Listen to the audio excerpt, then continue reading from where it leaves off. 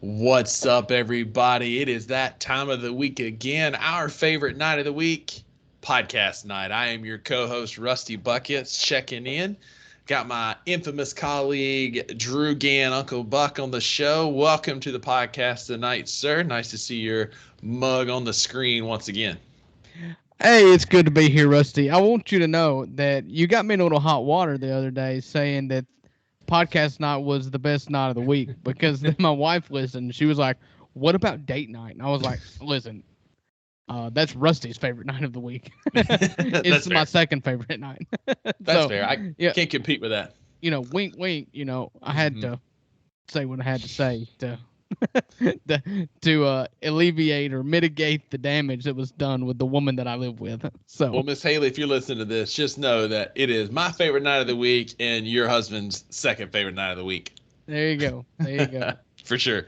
Well, hey, man, we had a good time with a new segment last week at the tail end of the show that I want to move to the front end because I think there could be some good stuff here. But we're going to talk about the newly named Buck's Best and Buck's Beef. Shout out to my colleague, co-host for the names of our segment here. But we're going to talk about like what's our best moment and what's our worst moment, either of the week or just what you're feeling, kind of what you're thinking about, and what's going on in your life. So, Drew, what's your Buck's Best moment? Well, for all the YouTube watchers here, you're probably wondering why in on the 2nd of August in the year of our Lord 2023, I'm decked out in Grizzlies gear. But there's a good reason because I stopped by. I've been on the prowl for a particular item for a long time that has been hotly sold and scarcely found anywhere. And I strolled into my local Hibbett Sports here in Ripley, Mississippi, of all places, and snatched me a pair of the YouTube watchers. Pay attention. Snatched me a pair of Dun da da da. the Jaw ones. Let's And go. so I'm telling you, my Ripley Hibbett has got the plug when it comes to Grizzly stuff. I don't understand why. It doesn't make any sense. Maybe they know that there's one person there shopping for all the Jaw stuff. But Jaw's second year in the league was our first year here in Ripley. And I loved this jersey. Actually, the jersey I'm wearing now, the black Vancouver throwbacks. Well, actually, I guess this is the original Memphis Grizzlies, the Pyramid Grizzlies The first years they throwback. were there.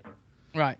And so I wanted this jersey. It was my favorite jersey they had worn. And could not find them anywhere online. Walked into Hibbett's and Ripley, and there they are on the wall. Mm. And me and Haley on date night the other night, we're just strolling through there, just looking at shoes, and just amongst the other shoes was a set of Jaw ones. And I was like, oh my goodness, honey. I said, I have to have them. I have to have them.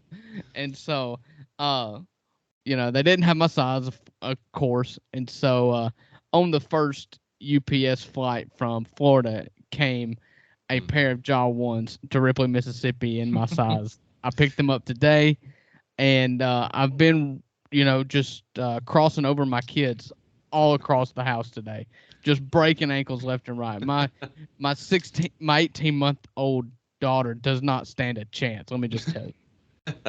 I saw not all that long ago on Twitter, it said the worst part about being an adult is that I got new shoes today and nobody asked me how fast I could run in them. So how fast can you run in those shoes, Drew?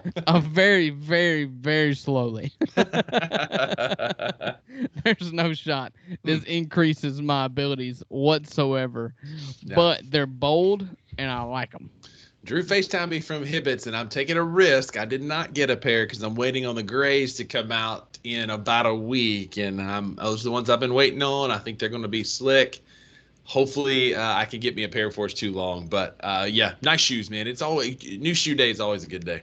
Yeah, I've made that mistake before. So, I told a little fib when I said this was my favorite jersey that the Grizzlies have ever worn, the black original Memphis Grizzlies throwback. My favorite one they wore was Ja's rookie year, the Vancouver teal throwbacks. Yeah. And they sold out. It was Ja's rookie year. You could not find a Grizzlies teal Vancouver throwback jersey anywhere. And I followed a guy on Twitter. Shout out Fast Break Breakfast as an NBA podcast that also dabbles in breakfast food, which is my two favorite things. 2 for 2. And every time he would find them online, he would just tweet it out. And so I just set up tweet notifications, and one day I got a notification, and it said, if you want John's jersey, go get it now. And got on the NBA store, ordered it. It's my first NBA jersey I'd ever ordered. First jersey I've ever bought of any sport that as an adult that I've ever bought.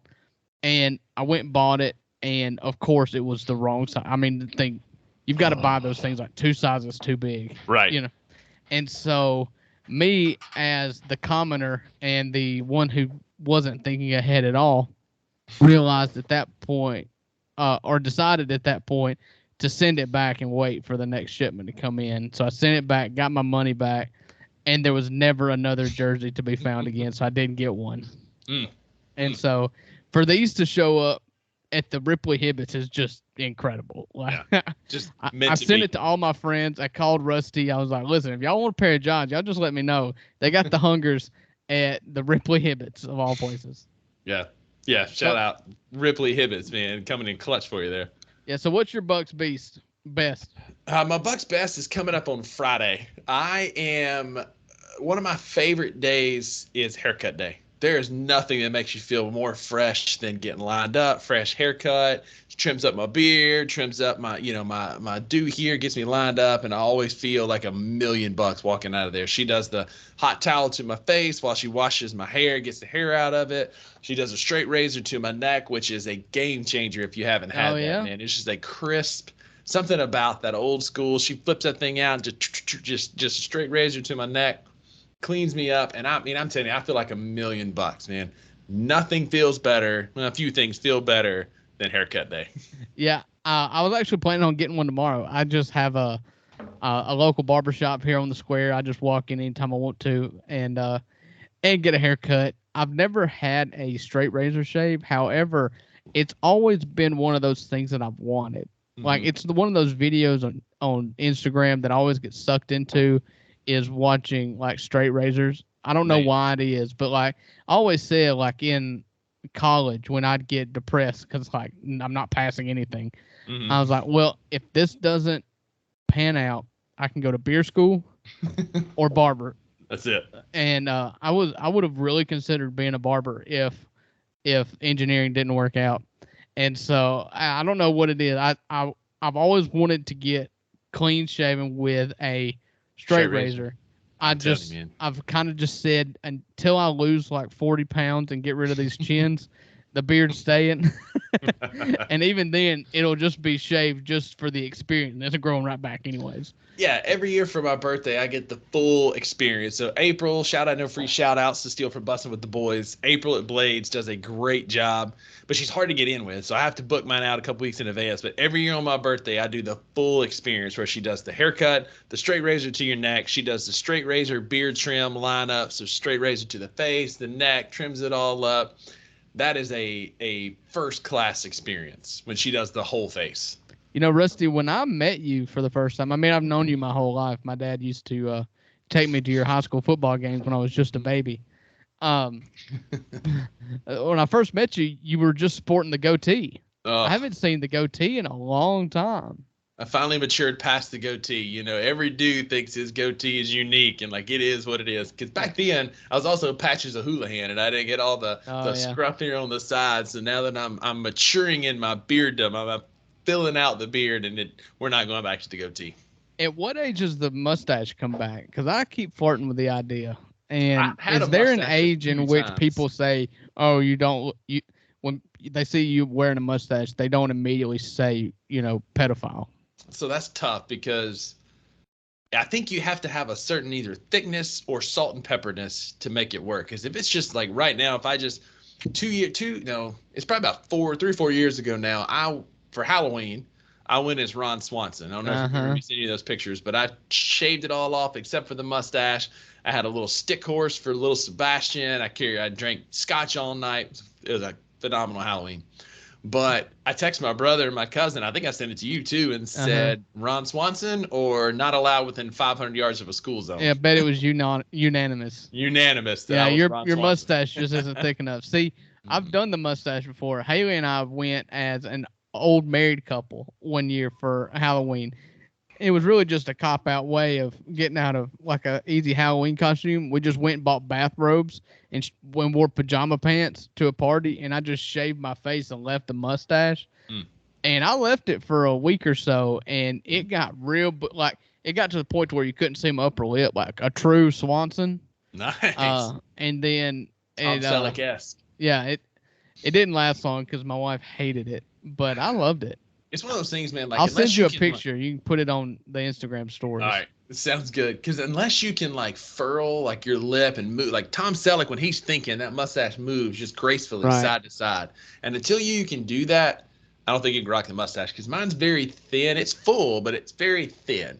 And so I would look Post Malone-esque. If you've seen his mustache, how scraggly that thing looks. Right. That's me with just a mustache.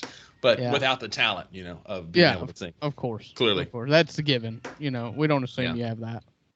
So every high has a low. We've had our Bucks best moment for the week. What's your Bucks beef? What pissed you off or got your dapper down this week? It was this morning. I thought I'd be a good parent. My kids started school today. BB's going started the first grade. Clobug started second grade. And so Haley had her first day, so she needed to be at school early. So it's kind of like a tradition that we've had since we've had the kids, that I take them to school on their first day. Mm-hmm. And it was me and every other parent with a school-aged kid in Ripley, Mississippi. I got in the line at 10 after 7 and did not drop those kids off until 7:50. Like, they were almost tardy on their first day. Ooh. It was awful. Man. And then my baby girl, I took her to daycare afterwards. And at about 15 minutes into the ride, she had enough of the vehicle. And so what started out as just a fun morning with Dad ended up just being miserable for everybody. Absolutely, man. I don't think I'd sitting 50 minutes in the car, particularly when you're not moving. Like, it's one thing if you're driving and you've gone 50 minutes. Right. When you're sitting still for 50 minutes with kids who are easily bored. Right. Yikes. And there's a big difference, and parents of small children will know this. In the vehicle in a car seat, a kid is much more easily entertained if you're driving. It's like they know when you're sitting still. If you're sitting still, you expect to be gotten out of that car seat. Yeah, and absolutely. So us sitting there, and she was just like, "All right, I'm ready. What are y'all doing?" Yeah, why are we still sitting here? Poop or get off the pot. Oh, she said, or I'm fixing to. yeah, that's what she said. And she said, "Ooh, what's a pot?" All right, Rusty, tell us your most miserable moment of the week so far. So last week, I've been taking golf lessons, trying to get better, trying to iron out some kinks in my golf swing. And I played with this guy named Bill, who's been working with us as a contract therapist for the better part of the last year, a little over a year. Paul, one of my other coworkers, and Gina, one of my coworkers. We played golf Saturday morning. Teed off, was having a great time. Golf was okay. Get up to a par 3, and it's a par 4, and I absolutely strike my drive. Just a phenomenal drive, dead middle of the fairway, watching it land. This is awesome. Get up to it, like, man, what a great drive. Dead middle of the fairway, bring out an iron, and just absolutely pipe another one. Piped another one. It is dead at the flag. I mean, dead at the flag, and it's a back pin, and it hits the green just behind the flag, bounces onto the hill, and there's a large gap before somebody's yard. I'm like, oh, this is great. Like, I'm a little long, but I wasn't too far long. Like, this is going to be an easy chip and putt for a par right here. I'm excited. We get down there, and it's short grass all the way up to the yard, and that ball is nowhere to be found. Oh, no. There is nothing worse than just puring. I mean, the ball was compressed. Was just a great shot. And when you're playing golf, there's nothing worse. And it's happened a couple times. You just hit a great shot, and it's like, I mean, this is it. I'm going to find this ball. And it ghosts you. That's the mark of a successful shot. I'm going to find it. I mean, like, I'm going to find it. That's where we're at, man. And I'm like, this is a great shot. I'm going to have an easy chip and putt. And that son of a gun was nowhere to be found. We searched all on the side of the hill. We walked down in the yard. We were overturning rocks. We were doing everything we could do to find this daggum golf ball that should have been laying right there. And it was MIA. And I was furious. Like, that cost me a stroke after what was a great shot that was probably Like I literally probably hit within a foot of the cup just behind it. And then to not find the golf ball was like what are we doing here? I'm packing in. Like this is dumb. Why am I even here? here? The only thing worse is when you absolutely stripe one and it hits the middle of the fairway and it's like, all right, I saw the bounce. I saw where it landed. I know where this ball is. And then you get down there, you're looking for it. You're like, I got a shot here and it's gone. Like it's one thing like I own, I hit the back of the green, it went off the green, but it's worse when you hit it in the fairway. And that's happened a couple times, whether it's like a goblin or a gnome or a black hole appears and the golf ball disappears. But my beef this week is with those golf balls you can't find after a great shot. Yeah. Well, fortunately for my golf game, there is no question from when the ball leaves the club. I know whether or not I will find it or not. If it's gone, I know it as soon as it comes off the club face. Like, oh, yep, not even gonna look for that one. All right, so we've been having a good time with some trivia. We hadn't done it last week because we had some Instagram polls, but we're going to bring back Stump Drew sports/general trivia. And I've got some pretty good questions for this week, I think. Oh, well, I guess we'll see about that. Yeah, so I got a couple easy tune-ups that are just short questions. So with the pending college football season, I do have a couple college football questions for you, but the first couple kind of deal with some history of college football. The first one, do you know what year juniors became eligible for the NFL draft? No. No, I couldn't even ballpark that. I mean, it's in my lifetime, but not yours. Okay, so 88, 89, 90, 91. There it is. 1990 okay. was the first year that college football juniors could declare for the NFL draft and be drafted. I thought that was interesting. I got 1990 seems, I don't know. I felt like it was a little bit longer than that, but 1990 was the first year that juniors could be drafted. Well, my train of thought with saying that I have no idea was because I know it hasn't been in my lifetime. You know, because I remember in 2003 when Eli was getting ready, or when 2002, I guess, when Eli was coming out of his junior year, that was a talk. You know, it was a big thing that Eli decided to come back. You know, it was more prevalent then. You know, it was the star quarterbacks typically stayed for their senior year back then. It was not as common for you to leave early. But even then, I remember that being the talk, that he was eligible to go into the draft. And so, if it happened before then, I couldn't tell you. It could have been 1960 for all I know. Yeah, 1990, which I thought who was the first junior drafted? Do you know? I should have looked that up. That's a great question. If I was a good podcast scheduler, I would have looked that up. Yeah. But I'll look that up real quick because that is a good question. I mean, it's probably some offensive tackle we've never heard of before, but 1990, I couldn't even tell you. You know, yeah. I mean, let's see. NFL allows juniors. Paul Tagliabue allows juniors. It looks like here's the 1990 NFL draft. So the first overall pick was none other than Mr. Jeff George, who was a 4-year starter at Illinois. It looks like it was Blair Thomas, running back from Penn State, was the first junior ever drafted. Okay. Let's see. And he was the second pick of the draft. Yep. Out of Penn State by the New York Jets. Mm-hmm. Okay, that was a junior Seau draft. I'm just looking at Seau. Cortez Kennedy. Andre Ware. Mm-hmm. Let's see. Emmitt Smith at 17. Wow. So there's some names here that you recognize. I remember Leroy Rodney Butler. Hampton. Yep, I remember Rodney Hampton at Georgia. Not so much in the NFL, but in Georgia. There are. Let's see. Look and see how many Hall of Famers we've got in here. All right. Famous, notable player drafted in the 7th round, pick 192, Hall of Famer, out of the Savannah State and HBCU. Shannon Sharp. Yep, Uncle Shannon Sharp. Shannon. Picked in the 7th round of that draft. And Yeah, so, his brother was Sterling was a much bigger recruit and drafty, like had higher expectations, I guess, in the NFL than Shannon did. Sterling Sharp, but Shannon definitely had the better career. so this is showing 12 rounds on Wikipedia. So maybe that's another question when the draft changed. But Yeah. yeah, so Shannon Sharp and I'm looking at Hall of Famers in the 1990 NFL draft. Shannon Sharp, Leroy Butler, Defensive back, Emmitt Smith, Junior Seau, and Cortez Kennedy. Yeah, Cortez Kennedy out of Miami, that big defensive tackle. Yep.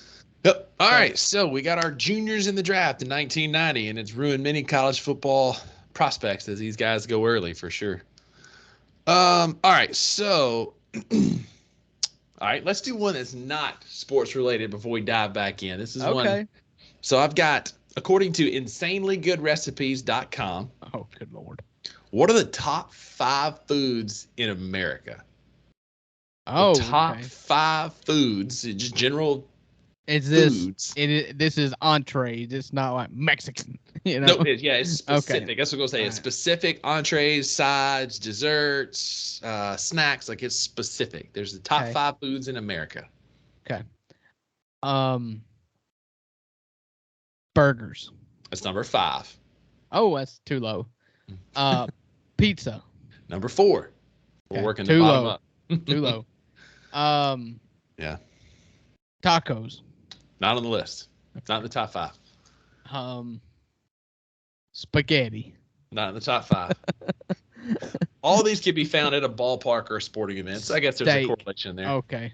No. Hot dogs. Number 1. That's the number 1 voted on food in America is hot dogs. That makes sense, I guess. Popcorn. Nope. He said ball game.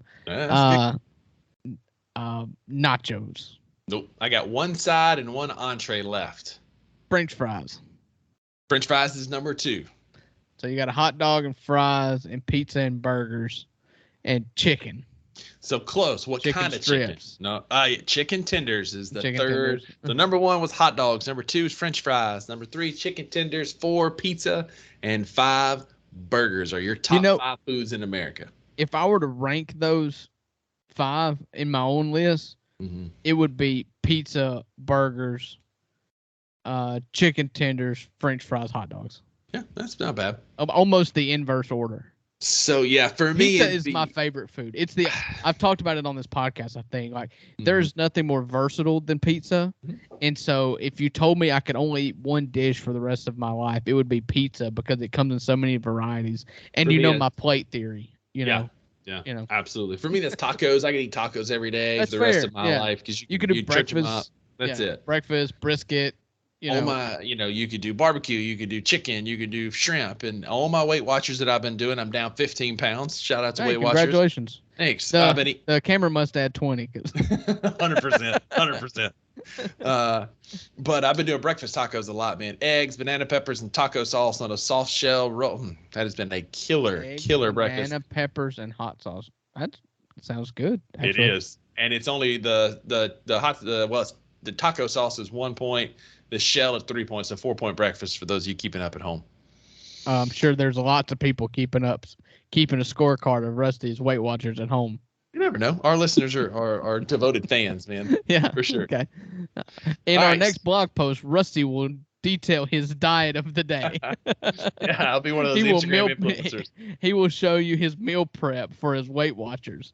It's going to be a gold member access only, and you have to be over 65 years old or a female over 40. That's it. I'm going to film everything like these Instagram influencers do and say what I eat in a day as a podcast co-host. Yes. / physical therapist. Weight Watchers. That's my side hobby. Yeah. All right. Can you name one more before we deep dive on college football? Can you name the 4 NBA teams that their mascot doesn't end with an S? There's 4. Okay, we're going to do this again. Utah Jazz. The Jazz. Thunder. I'll get all these if you just be patient with me. I got nothing but time. All right, we're going to go east to west. I'm going to think of I'm gonna think of playoff teams. All right, so California, Lakers, Oh wait, we're Clippers. going west to east then. Yeah, that's what I said. No. You just want, I just want to pay attention. you're dyslexic of the ears. Lakers, Clippers, Kings, You're way off. Warriors. Okay, so I'm guessing it's not on the left coast then. Not on the wrong coast. All right. So the East Coast, Knicks, Nets, Hornets, Magic. Magic is number 3. And one So more. I'm missing one more. Magic, Hawks, Grizzlies, Pelicans. Ooh, you've gone too far. You missed one. They're both in the same state. Magic and the Heat. The Heat. Yeah, the Heat. The So Heat. I would have gotten there. Yeah, we'd have had to make a circle all the way back around the country. Well, I had a method, and then you started giving me hints, and I was like, okay, let's read. Well, I don't want our listeners just sitting there listening yeah. and just going, Well, when you ask me open-ended questions, so I would have gotten there. That's all I'm saying. Yeah, no, I don't disagree. There's only 30 of them. Yeah, right. So we'd have got there eventually. in all of Division I football. Yeah. Right. We would have got there by minute 40, maybe minute 45. Yeah. We would have got there. All right. 2 college football questions to wrap up our trivia section. Okay. So, let's go with this one first. There's 5 teams. There's 6 teams that have had multiple weeks as the number 1 team in the college football playoff poll era. There's 6 teams. 3 of them are tied at 4, and then there are 3 teams above that. So we got 6 teams that have had multiple weeks. Consecutive? Yeah, consecutive. Well, I mean, some of them are, some of them aren't, but the most weeks at number 1 in the college, remember, which started in 2014 to present. There's been 6 teams that have had multiple weeks as number 1. Mississippi State, because I know that's why you're asking the question. They're tied for 4th with 3. Yes. And then it's been back to peasanthood since then. It's all right. Hey, we were the first number 1 team ever in the college football poll. Ole Miss was at number 4 in that first playoff poll. I was at that Auburn game that we beat Auburn. It was either going to be us or Auburn for number 1 because we were it was like 3 versus 4 at that point, and y'all were just behind us, and we beat Auburn. And we had beat Alabama. That was the greatest college football. Yeah, greatest college football experience I've ever had was beating Auburn at that. It was game day was there. It was like the obvious because Florida State had lost or there was something that we were going to this team, whoever won this game was the next number 1, and we freaking beat them, man. Let's go, Hail State. Anyway. Yeah. What happened is Ole Miss beat Alabama. But that's what it was. But Ole Miss had gotten they had went and lost to Will Greer's steroid using self at Florida. At Florida. Mississippi State. No, actually, no. I'm sorry. That's wrong. We lost to Memphis. Even worse. Yeah. So we reeled off 3 consecutive wins against Arkansas, Kentucky, and I think Alcorn State. And then we lost to Alabama, Ole Miss, and Georgia Tech to finish out the year. Georgia Tech rushed for about 600 yards in the Orange Bowl. That was like the peak of my existence because I knew going into that game we were better than y'all. And y'all were coming in and it was like, all we got to do is win and we're going to be in the playoff. And it was not even close. Yeah. Like, it was just dismantling. And you went into that Alabama game so confident. And I was like, and we almost beat and you guys better chill out. They jumped out 17-0 and then they're 19-0. And we came back and made it 19-17. And I think we lost 22-17, but we just came so freaking close to winning that game. Anyway. All right. So we've got Mississippi State. They're tied for 4th with 2 other teams. Okay. With 3. All right. Oh, they're tied with 3 other teams, but you said there's only 6 teams, right? No, they're tied with 2 other teams with 3 weeks. Okay. Okay. There's obvious ones here. TCU. I mean, it can't be that obvious because Alabama and Georgia are way up there. That's 1-2. That's Alabama's 24. Georgia's 2 at 12. Ohio State is tied with Mississippi State with 3. Okay, that's a little lower than I thought. They have not been. They've had that 1 year in 15, and other than that, they have not been the number 1 team. Yeah, but they've been to the playoff multiple years. Yeah, usually with a lot, because Ohio State's always going to have a 4 seed, but yeah, right, because they're going to lose to Purdue or It's just when you get that ranking is the question. Like if the loss is late, you could have a couple weeks there. Right. Clemson. Number 3 with 8. And so there's one other team tied with Mississippi State and Ohio State with 3. Oh, really? There's just one more team.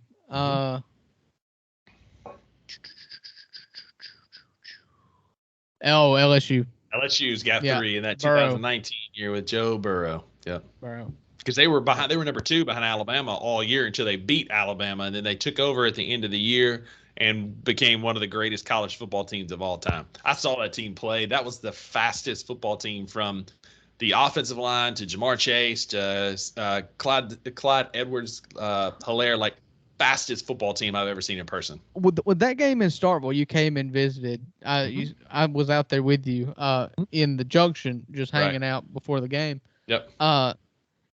Was that the first year of Burrow, or was that the title year? That was the title year. That was 19 because Keith and Caitlin came down with us, and we just that was his first SEC game, and at halftime it was 19-16. It was close at halftime, and we lost 36-16. Right. That team was just, in my opinion, it's the greatest football team that's played. They were the second best I've ever seen in my lifetime, because I remember that 01 Hurricanes team that was just unbelievable. That's fair. Unbelievable. That was a defensive. That was our best defense ever. I saw a video on Instagram this week. It said that they went 13-0 that year, and if you took away all of their offensive touchdowns, they would have still won 10 games. Right, I saw that. With just defensive and special teams touchdowns, they would have won. They'd have went 10-3 if they didn't score a single offensive touchdown. That's so dirty. Oh, that's dirty. All right, hit me with your next super easy. I'm excited about this, and this is cool. This is not super easy. I'm excited about this one. I mean, it kind of is if you think about it, but there are 8 Power 5 schools that don't have a city or state in their name.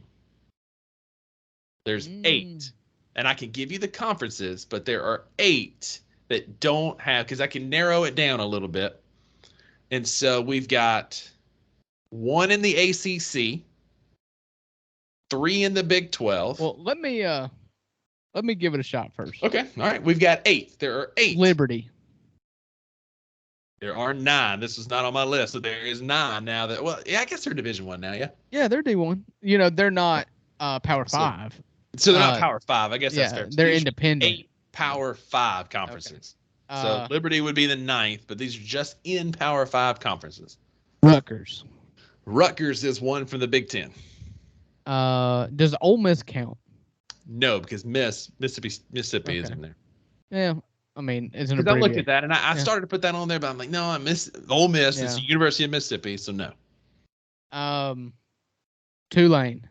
They're not Power 5. Are they on your list?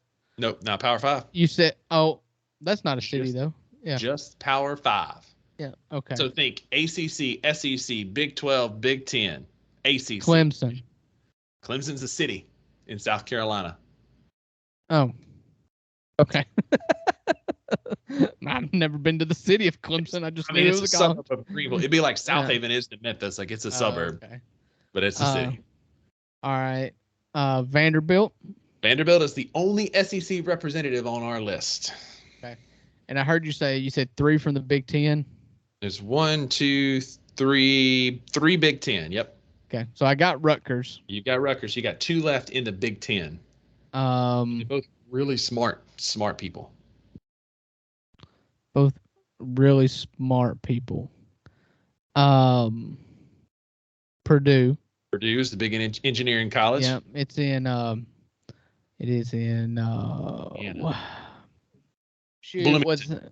no, that's it. This university, Indiana University. It is in West Lauderdale. West Lauderdale. Yep. Yeah. So Purdue, Rutgers, and West Lafayette. West Lafayette. Okay. We're thinking of Lauderdale down there in Lauderdale County, Mississippi. Yeah, West Lafayette. Yeah, West Purdue. Lafayette, so Indiana. We got Purdue and Rutgers so far. You got one more Big 10 team.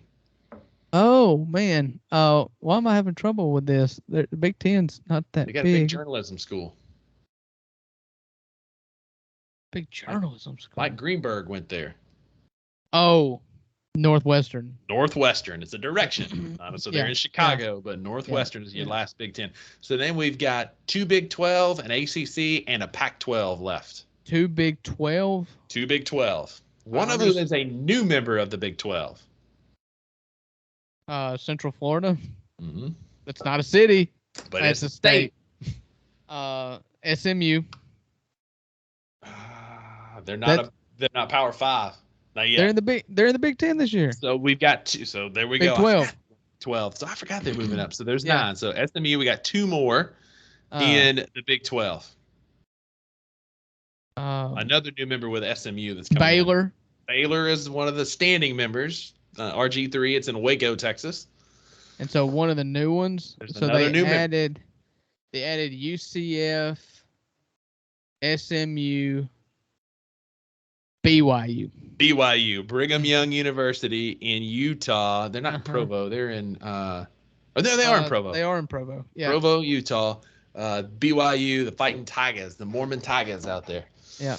So now we've got one Pac-12 and one ACC school left. One ACC, one Pac-12.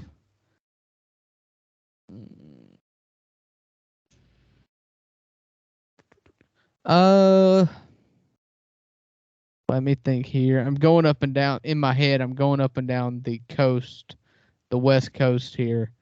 USC, UCLA, Oregon State, Washington State, Colorado, RIP. Yeah, I know, but we'll talk about that here in a minute. Yeah. But you've already passed the state it was in.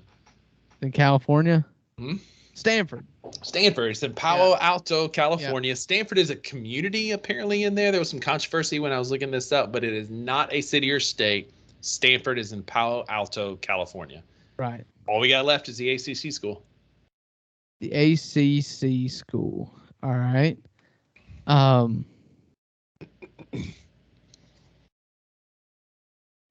thinking Florida, Clemson. Duke. Mm-mm. Duke's not a city. It's in Raleigh. It's in Raleigh. Durham. Yeah, that's not the one that I add it to your list. I keep stumping you. There's 10. No, there's 10, man. Yeah. 247 Sports needs to update their list. Yeah, Duke is a Power 5 college that is not in the city. Come on, 247. You're letting me down. And if you listen to this, you're letting me down. Okay, I thought I had that nailed. So we got 10 Power 5. Man, come on. 247 Sports. What the heck? I always want to camp out in the Florida. Mm-hmm. So you're in the neighborhood. Yeah. By saying Duke, you are in the neighborhood. North Carolina, NC State. They had a really good Wake Forest program. Wake Forest is in Winston-Salem, North Carolina. The Demon Deacons, Wake Forest, and now Duke. So we got 10. So our 10 are Wake Forest, Baylor, but Wake Forest, Duke, Baylor, BYU, Purdue, Northwestern, Rutgers, Stanford, Vandy, and SMU. Yeah. So flawed list once again. Yeah, apparently 247 Sports. That's what in the world, man, making me look bad here on this podcast. What in the world? Anyway, all right, let's move right into Drew. You and I have talked about this on the podcast many times. If you put USA on something, I'm going to root for it. Doesn't matter what it is. Oh, may have to redact that a little bit. Well, maybe. Because I did not watch the United States versus Portugal the other day. No, I didn't watch that Woke either, up, everybody was mad about the Women's World Cup, and for the life of me, I just rolled over. I rolled over my beautiful wife, and I said, "Hey, did you know that women were playing soccer right now?" Who are celebrating a 0-0 tie with Portugal, but because of a technicality, they're going to get to advance. And Carly Lloyd just let them have it. Why are you celebrating a 0-0 tie? She said the goalpost was the MVP because that's the only reason they tied instead of lost. Is the girl hit the post. Absolutely. Just awful. Absolutely. But in the 12U Baseball World Championship, the United States has gone 4-1 in pool play, playing in Taiwan. But let me read off some of these final scores for you, Drew. In the opening matchup against New Zealand in Taiwan, the U.S. won 43-1. 43 to 1. There was a bunch of 12-year-old kids on this team named Blaze and Berkeley and just some crazy names. And then there was that one kid who in the game against the Dominican Republic as a 12-year-old hit about a 400-foot home run, but he's like 6 feet and his birth certificate just says I am 12, like from Benchwarmers. But it was such a tank that every single infielder from the Dominican Republic came up to him and shook his hand because he hit an absolute bomb. And I'll see if I can find it and post it on our Twitter account. But we beat New Zealand 43 to 1, lost to the Dominican Republic 13 to 9, then turned around and beat Korea 5 to 1, Freedom Rings, and then beat Czechia 25 to 0. Could you point to that on a globe? It's somewhere in Eastern Europe. That's all. I think it's the former Czech Republic, I think. It's one of the little countries right in there in that like Slav area. I don't know. But we're 4-1 in pool play. And for those of you that want to watch, we play again at 2:30 a.m. Eastern time tomorrow morning. So in about 6 hours, I play against Venezuela. And then again tomorrow night against Japan at 11 p.m. So you got a long day if you want to watch 12U baseball. We've talked about 12U baseball, the unimportant stuff for too long, and allow me to interject the important stuff about this 12U American baseball team. Let's talk about the names of these players. I'd hate to know what they are. When we were naming our daughter, we ended up going with a family name. We named her after my grandma, whose name was Virginia, and so that's what we named our daughter. We call her Jenny.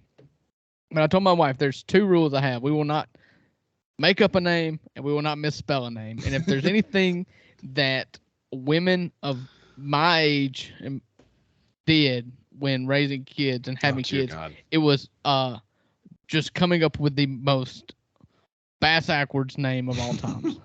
So we've got a Micah and a Tyler. Okay, cool. We've got a Kingston. So we've got an American kid named after a Jamaican capital. Yep, makes sense. We've got Ty Glaus, which immediately made me think, could that be Troy's kid? We've got a Gavin. We've got a Paris, which is another city. Leland, Raylan. Leland is a city in North Carolina just up the road from me. Named after Jim Leland, former manager of the Detroit Tigers, probably. A Raylan, I guess he's a big Justified fan. A Zaylan, Zaylan and Raylan. A Julian. Julian's unfortunate last name is Knudsen. Got the silent K in front, so it doesn't look terrible. But a Bowen. A shout out Bowen. Shout out Bowen. Nicholas misspelled. That's Nicholis for some reason. A Jet, a Boston, and a Grayson. Shout out Grayson Allen, former Memphis Grizz. Yeah, this is not him. Not him. Yeah.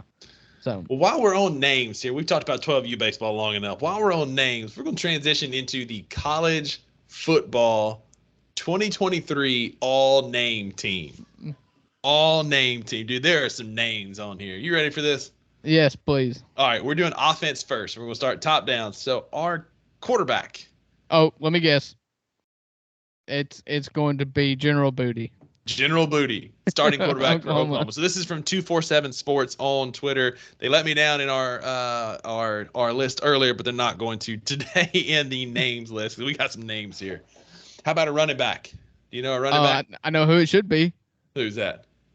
It should be my boy from Ole Miss. Who's that? I'm sorry. I just went totally blank. You just looked at me like I was the supposed to SEC leading rusher last year as a true freshman. Yeah. Quinshawn Judkins. It's not Quinshawn Judkins. It's a name. It's a former Auburn player, transferred to Colorado. Oh no, Auburn. No, he was I think he was at Auburn. Cavazier Smoke is the running back. Kentucky, that's where he came from. I knew it was SEC. Cavazier Smoke. I didn't know he went to Colorado. He's at Colorado playing for primetime now. Okay. We've got 2 wide receivers on this team. One of them was an internet sensation a couple years ago from Louisiana. It was an LSU Dakotas Crawford. Dakotas Crawford at Louisiana Tech. Yeah, so he's jumped around a lot. He started out in Nebraska, I think. Or maybe Nebraska was the second stop. No, Nebraska's where he started, and then he went JUCO, and now he's at La Tech. Dakota's Crawford. Dakota's Crawford, and not to be outdone for I don't remember. DeRealist Clark is the other wide receiver, and I don't recognize. I mean, you talking about a wide receiver 1 and 2, DeRealist and Dakota's. That's just they're probably brothers. Are they brothers? They gotta be. I don't think so. DeRealist plays at a little small college. Let's see. He plays. I just looked it up and it went blank. At Defiance College. Defiance College. That's why I didn't recognize that mascot. Yeah, that's not a mascot you should know. The odds as the name there. So, unlike most NFL football teams where we had one of the last fullbacks or one of the few fullbacks retire this week from Pittsburgh, we have a fullback from Tulane whose name is Fat Watts. P-H-A-T, Fat Watts. So he ain't fat, a great name. But he's fat. Yeah, well, that's a great name for Louisiana too. Especially as like fullback. Fats Domino, especially at fullback. Jazz culture, yeah. He had no hope but to play football with a name like Fat Watts. So now we're going to move to the Big Ugly, starting at tight end. At FIU, go Panthers. We have Rowdy Beers as our tight end. That's a great name. You need a Beers jersey. If he's not, I think he is, but if he's not sponsored by Barstool at this point, like they're missing out. Right. This one that I know is a Barstool athlete. A starting offensive lineman from the Ohio University Bobcats. We have Parker Titsworth. What's his number?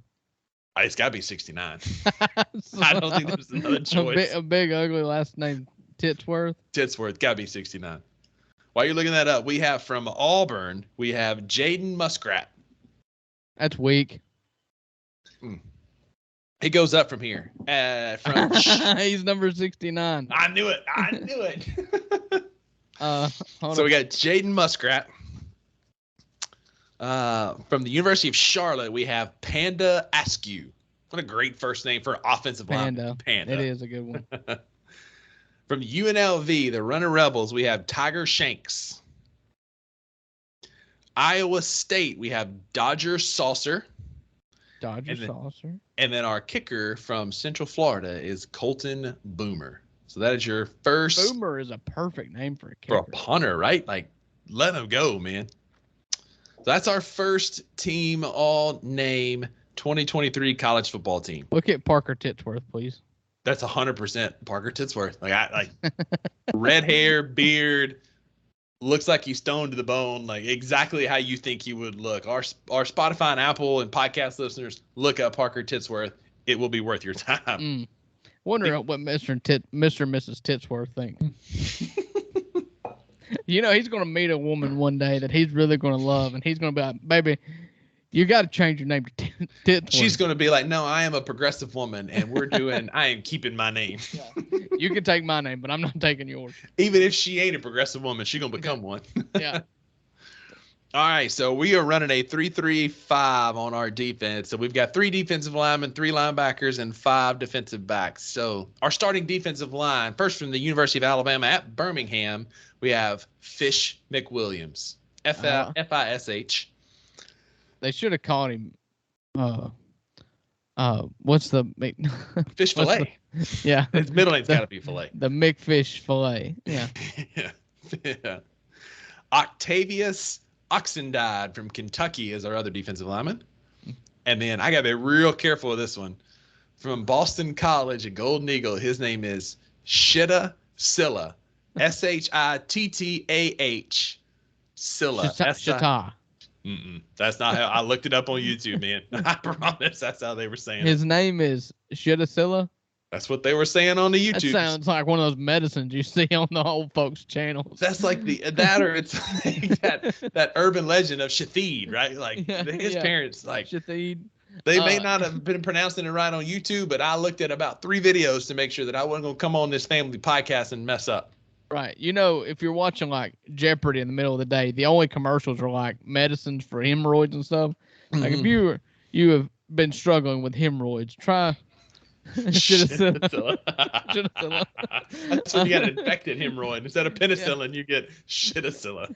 And then you've got like the ambulance chasing attorney. If you're one of your loved ones have come down with cancer because you've taken 1 or more doses of Shittah, please contact us at 800 we get money. You know? Morgan and Morgan for the people. Yeah. 877 Dogs. Oh man, we All need to right. do a whole episode on our favorite commercials Oh, that are like low budget commercials. what Because a Corey B. yes. Trotz just empties the clip all the time. Absolutely.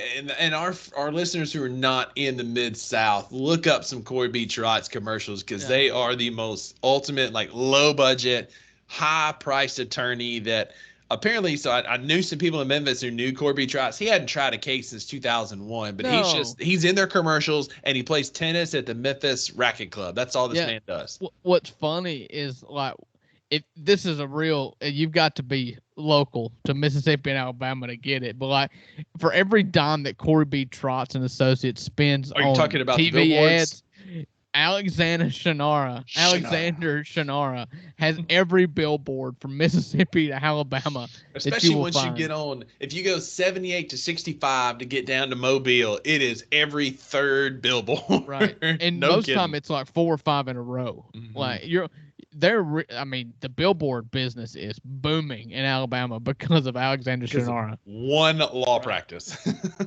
Yeah. Oh man, it's just ambulance chasers. You know, if you spend that much money on advertisement, you probably get like the last 7 attorneys from every law school that hasn't found a job, and all they're doing is tort. Sitting in all they're doing is tort. They're just sitting in the lobbies of hospitals at all times. Like, so you want to sue? You want to sue? Listening to police scanners all day long, 100%. Yeah.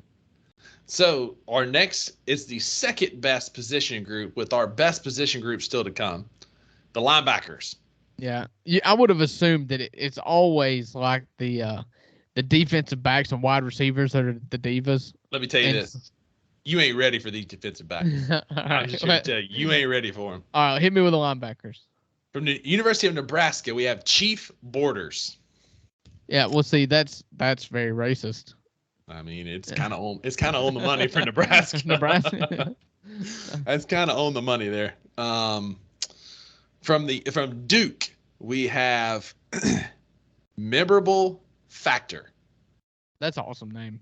Memorable First name Factor. Memorable, last name Factor. Yeah. Memorable Factor. Shout out to Mr. and Mrs. Factor for a great name choice for your child. They ought to do the longest yard and let him wear the X number, the number X. You know, like, I'm number 10, but please make it an X. Yeah. You got to have Factor X. Factor X, X Factor is perfect.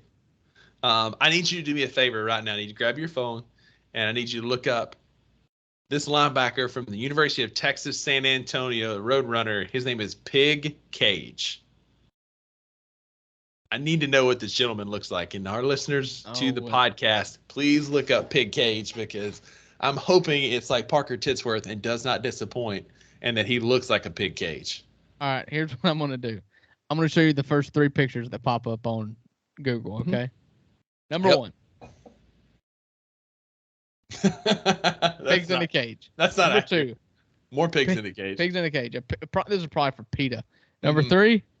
There he is. There he is. The third Google search for Pig Cage. UTSA team issued Adidas polo with a grill and some tiny braids. I was hoping more for like a Buster Poole type character. You remember that linebacker that played at Arkansas for 100 years? That's Bumper Poole. Bumper Poole. Yeah. Played there forever.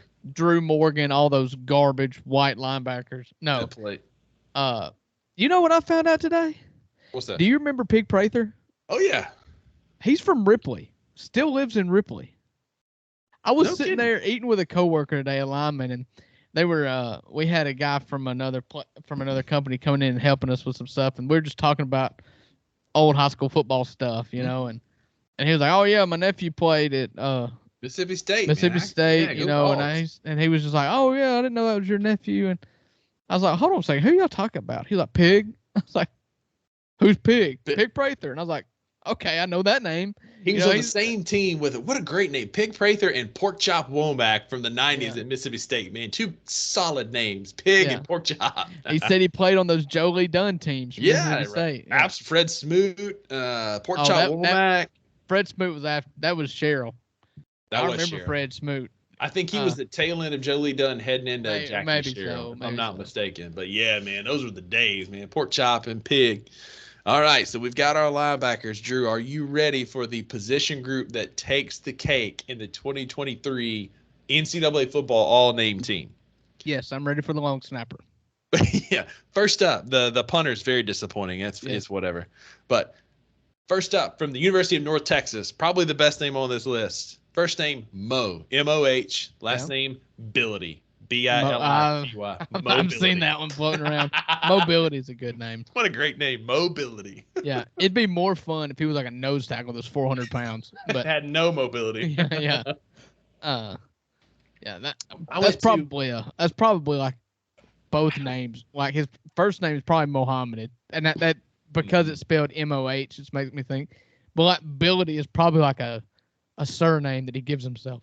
Yeah, like knowing your first name is Mo has got to be Mobility, and it makes me think of. I'll never forget. I went to a Mississippi State game after I graduated. They were playing Arkansas, and big 92 defensive tackle for Arkansas, broke loose in the backfield. Was heading out Chris Ralph, and he went to block a pass, and he was so big and his shoulder pads were so tight that he threw his arms up and they only got to about here. He didn't quite get to 90 degrees. It was just like waving his hands back and forth. Like, in my mind, that should be Mobility.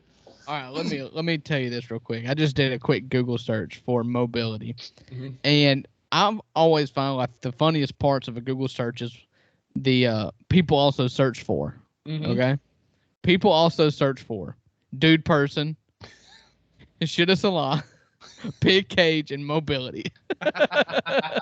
All people that we've talked about tonight. Yeah. Well, Shida Salah has a lot of Google searches. I'm sure. And you've let the cat out of the bag for University of Central Arkansas. We have dude person is one of our other defensive backs. Another solid name.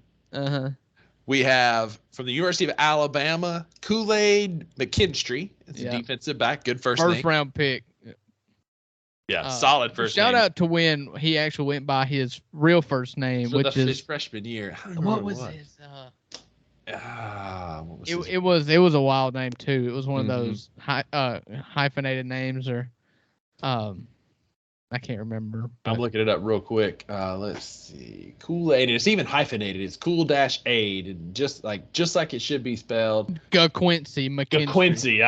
Quincy McKinstry. Yeah. From Birmingham, Alabama. He's a defensive back at the University of Alabama. A good player, but Kool-Aid McKinstry. I'll be honest with you. Quincy McKinstry is better than Kool-Aid. 100%. It just flows better. Quincy McKinstry. Yeah. It just flows better. It was always funny when he signed there because he was a big recruit and he signed. Oh yeah. It was always funny. Everybody like, there's no way Nick Saban calls him Kool-Aid because he was like, people call me Kool-Aid. And I think he actually went and changed his name to Kool-Aid. Legally. 100% legally. So now he's like, okay, now Saban, you have to call me Kool-Aid. You have to call me Cool-Aid, Kool-Aid, or just look at me and say, oh yeah. Oh yeah. So our last two, both Division I players, we've got Mr. Defensive back from the Louisville Cardinals, Storm Duck. Okay. And then a safety from LSU, Major Burns. That's not a good name to have as a defensive back. Be honest with you. And you're going to get yelled at every time you get burnt. It's like, oh, okay. Burns. Mr. Burns. You might as well call him Eli Apple as much as he's going to get burnt. But finally, we'll round it out with our punter who's not that great. It's Max von Marburg. But it's great. I mean, it's a punter. Like, what can you expect? Could have left him off. I think the winning group there would be the defensive backs, or like you said earlier, the wide receivers. Bring back Quincy. Bring back Quincy. That's our petitions. Bring back Quincy. Speaking of college football, we'll stick there for our next couple topics, man. How about this Iowa State betting scandal, man? This is wild. So we had a quarterback from Iowa and a Iowa State. Iowa State, and then the kicker from Iowa betting on college football games. So I know you sent me about the Iowa State quarterback. The Iowa kicker, this is the wild part. This was in 2021. He's a walk-on kicker, Aaron Blom, BLOM, bet the under, as a kicker, bet the under in the 2021 Cyhawk football game, which was won by Iowa 27-17. The over-under was 45, so it hit at 44. He wagered 170 times under his mother's name for $4,400 on DraftKings. and was underage while Yeah. doing it. He's playing chess while we're playing checkers, man. No, because he He got himself in trouble. He got his mama in trouble. Yeah. It's Approximately just 8 bets he placed. yeah. So that was the point I was gonna make is he used his mom's name because he was under 21. Mm-hmm. He is a kicker and bet an under in a game that went under by 1 point. Mm-hmm.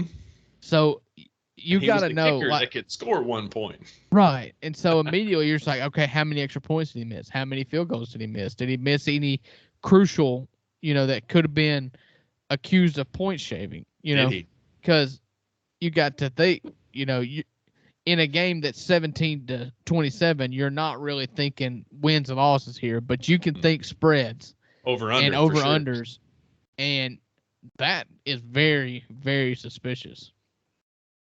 I saw you break out your notebook. I'm going to look up the stats for that game while you bring that up. Yeah. Well, I was also going to, another story came out a few hours ago about a University of Iowa basketball player that has since transferred to, this year transferred to Nebraska. A man by the name of Aaron Eulis placed roughly 2,000 bets, wagering approximately, I don't know if this is wagered wins or losses, $35,000. Good Lord. Nebraska was made aware of the allegations, and he stayed at home from the team's overseas trip, team trip overseas. But yeah, so I showed that the Iowa punter, Mr. Blom, placed 170 bets totaling roughly $4,400. And the Iowa State, I haven't seen the Iowa State quarterback. I haven't seen much about that. I saw a video going around of him in a bar betting a girl, apparently an Iowa fan that's a girl at a bar, betting her $500 that they were going to beat them. And I was like, okay, that just sounds like. So in this game, that Hunter Decker is his name. He went 11 for 16, 114 yards, QBR of 86.3. He actually replaced Brock Purdy, who had a QBR of 13 with 3 picks that day. But Blom, sadly, did not register any stats for Iowa at the time. Their kicker, he was a walk-on kicker. Their kicker, which was Caleb Shudak, Shudak, was 2 for 3 on field goals with a long of 51 and 3 for 3 on extras. So he clearly did not have any. He didn't have any stake in the game there. Yeah. So you still can't bet on your own team. No, come on, man. Shoeless Joe Jackson learned that way back in the 19. Shoeless Joe Jackson was innocent. First off, he couldn't read. Shoeless Joe Jackson. It is historically proven fact that Shoeless Joe Jackson could not read. Mm-hmm. Now, could you be made aware and, still make a bet? Probably, but many historians believe that he was guilty by association. Just because you can't read don't mean you can't math. And so he may have been putting some bets out there. You saying it that way reminded me of a funny story. My daughter, going into 2nd grade, she tested into the what we used to call the enrichment program. They call it intellectually gifted. She does not have any of my genes, so I can't claim it. But today she was excited and going to school. She was telling her friend, our neighbor, took her to school today too. And she was like, so Lily, I forgot to tell you, but I tested into intellectual gifted. And I was like, Chloe, based on that sentence alone, they're probably going to take you out of intellectually gifted. And then coming home from school today, BB said, my favorite time was math, but I have no idea what we did. And if you can't relate with that, then I don't know what to tell you. That math ain't mathing, man. I feel that.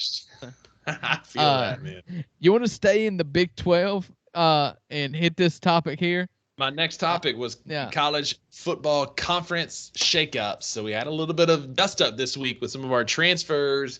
Schools are moving around. We still got some of the dust settling. Last year, the big news. So had the big news of Texas, Oklahoma moving to the SEC. Then not long after that, we've got USC and UCLA moving to the Big Ten for whatever reason.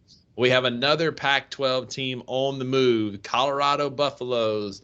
headed up by Coach Primetime Deion Sanders is leaving the Prime on the Pac-12. Buffalo. Oh, dude, oh my gosh. Yes, we used to watch those videos all the time together of the guy on a buffalo from that movie. Yeah. The name of that But, band was like Possum Trot or Possum something, and they yeah. were like guy on a buffalo. Woo. Yeah. We could do a whole episode on that, but we'll save our listeners for this week. Yeah. That'll be an opener in a couple of weeks. But Yeah. the Buffs are moving from the Pac-12 back to the Big 12 from whence they once came. Yeah. So honestly, of all the moves, this one is like the most excusable for me because like it feels like they should be there anyways because that's where they were growing up. Right. You know, my whole thing with conference realignment is that it does away with all the natural rivalries. Mm-hmm. You know, and I don't know that Colorado really has a natural rivalry, but if I think Colorado playing Oregon never felt like a conference game. Mm-hmm. You know, much more so if they play Nebraska or Oklahoma. Right. And another bullet in my chamber here is Nebraska. Nebraska and Ohio State never feels like a conference game. Nebraska needs to go back to the Big 12 where they belong. Yeah. They need to play Colorado. They need to play Texas. They need to play Oklahoma. And of course Texas and Oklahoma's leaving now, but I'm going to get into this in a minute. We're going to hit another couple topics here. In this segment. What was interesting to me, did you see that yesterday was a big day in college football regarding the Pac-12 because the commissioner was going to lay out his plan for a TV deal. Mm-hmm. And this was going to basically the existence as we know it of the Big 12 was going to hinge on the proposal that the commissioner made. Pac-12. The commissioner of the Pac-12, that's correct. Mm-hmm. Because it's known that Arizona State, and Utah are like together. All three of them are together. They're going to move together if they leave, and they want to know what the TV deal is. Chris Vernon's show had the stats, and I didn't write them down. I don't know, but basically every other conference has this huge payout based on TV revenue, and the Pac-12 wants an equal TV deal. But the problem is the TV networks don't want to give it to them. And so the commissioner of the Pac-12 said at their meeting, basically pitched Apple TV Plus. And I guess going to piggyback off the Messi stuff and maybe try to get in early. I don't know, but I haven't seen the response from the other teams yet. But there's no way that flies. And as the Pac-12 a fan, is dead as we know it because of that. Yeah, as a fan as I could put myself in the shoes of a fan in that conference. Mm-hmm. It would suck beyond all measure to know this is first world problems. I get it. But I got YouTube TV, or you've got Dish, or you've got Direct, or Sling, or Hulu, or what. There's a dozen of them these days. Mm. You get all the games on there. And to think that, okay, now I have to get out of that, get into Apple TV. I can't flip back and forth. Nope. And so for us in the SEC country, ACC, or Big 10, Big 12, any other team, I will not watch a Pac-12 game. That's just that. And we have a non-conference home and away with Arizona State coming up. So we got Arizona this year, and then in 24 and 25 we play at Arizona State, and then Arizona State comes to Starkville. So that game in Starkville is fine, but the game we play at Tempe will be on Apple TV. I'm going to say that Apple TV. That game looks a lot different by the time it gets here. What year did you say that was in? That's 25 or 24. That's in 24. We play at Tempe. So maybe not. But think about Live. Live has been on these remote streaming channels and nobody watches it because it's hard to watch. The announcers are terrible. The info and the graphics are definitely a tier below what you get on CBS for the PGA tournaments. Nobody's going to watch this on Apple TV. I just refuse to believe that, there is streaming platforms are here and they're great for a reason. They're great for TV shows. They're great for movies. They're great for a lot of things. And they're probably even great for sports that are only on that network. For instance, MLS. Right. You only see the MLS on Apple TV. If you're a big MLS fan, then you can, jump back and forth between games if they're playing at the same time, whatever. This is good for nobody. Because unless you're a Pac-12 fan, that's the only way you're going to get any views on the Apple TV Plus. And because of that, the revenue that they're going to get, the TV revenue they're going to get, is going to be based on out of conference games. Yeah. And who subscribes to Apple TV Plus because of the Pac-12. The Pac-12 that just lost USC and UCLA, they're arguably two of their biggest draws. Their flagship program. Yeah. And their obviously biggest market. Right. So you're not getting those. So your viewership is going to be very poor. Mm-hmm. And shoot, they're already giving a point or two to Messi for every new subscriber, so he's all for it. So, he's here for it, but like you said, when Arizona State plays at Mississippi State, that's going to be on ESPN, and nobody's going to watch it on Apple TV. They'll watch that on ESPN, and so this is a bonehead move. If you want your conference to survive, especially because they're looking at adding like Boise State, San Diego State, like the teams you're trying to replace USC, UCLA, and Colorado with are not the same level of brand recognition. Ain't nobody going to be tuning in to watch San Diego State, Boise State on Apple TV when you have to, like you said, leave your YouTube or whatever app or log off of DirecTV from watching Florida State, Clemson, or whoever else may be playing to go to a completely different platform. Right.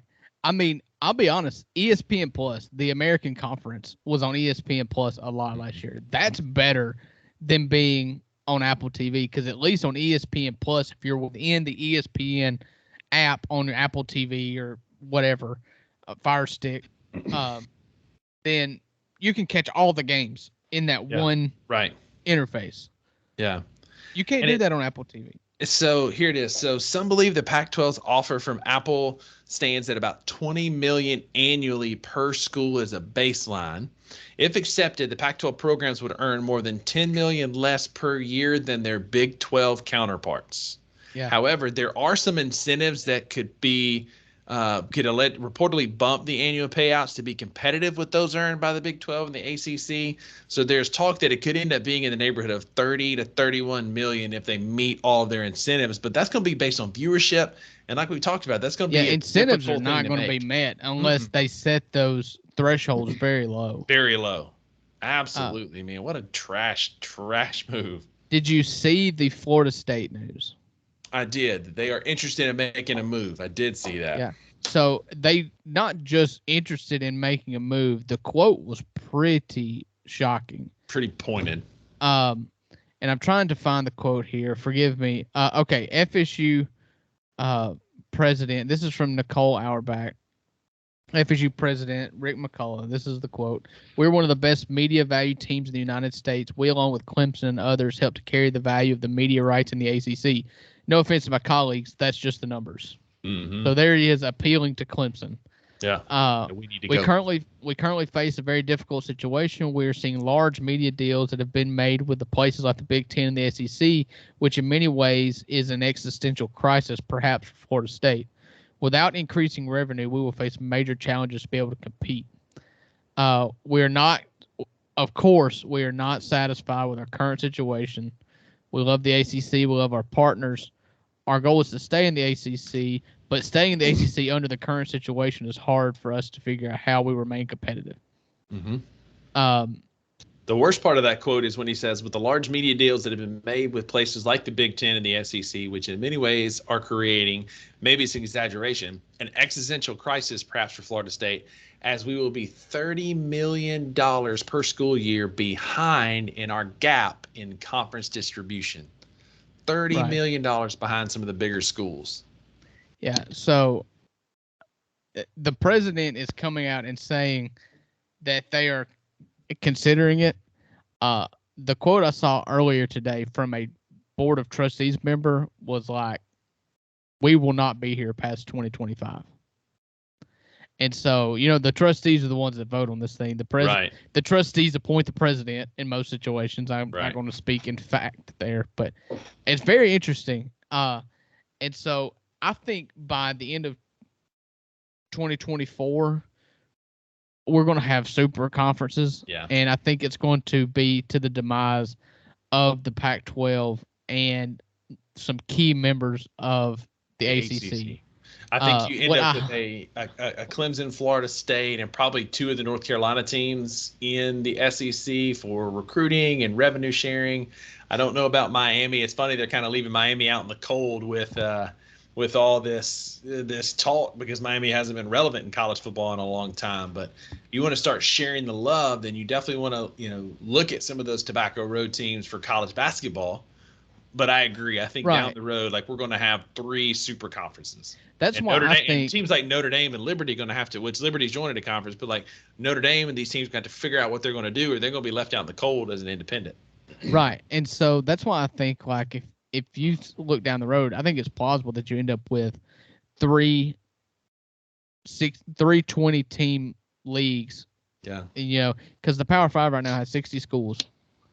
There's your 60 schools. Right. You have, I think the next SEC move will be basketball related. That's why I think they would go after, say, North Carolina and NC Kansas. State. Or so my cousin Jim posed Kansas, and that's a smart move. I think Kansas is a smart move because, one, you've got Missouri, and they're on their own up there. Yep. And you can restore that rivalry. So and then you've got a TV viewership in Kansas City and Topeka, Wichita, which shares like a massive sports obvious, places. And then it's also great for recruiting because now you've got a footprint in that area that you can help pull more athletes. I think initially when they went for Texas A&M and Missouri, they were looking at footprint and size of market and trying to make inways. I don't think they're worried about that anymore. Yeah. I think that they are worried about being competitive in all sports. Yeah. And you've made obvious moves in Texas A&M and Missouri. Texas A&M, supposed to be a football move. It hasn't worked out that way. But they've been pretty good in baseball. They were in Omaha last year, so nobody's making any moves for baseball. Yeah. But as much as we love it in the SEC, I just don't think that's a factor. We just dominate regardless. So yeah. I think you look at Virginia, North Carolina, Kansas. I don't think you end up with like Clemson or any of like the big brands like that. But if you could go for like North Carolina, Kansas, Virginia, Duke. And if you can get Duke or but Duke and Clemson feel more like Big Ten teams. I see Florida State. Yeah. But then Florida you got to get because you've got the already in-state rivalry with Florida. But then where does Miami go? Do they go to the Big Ten? But Miami is not a rival the way that Florida State is.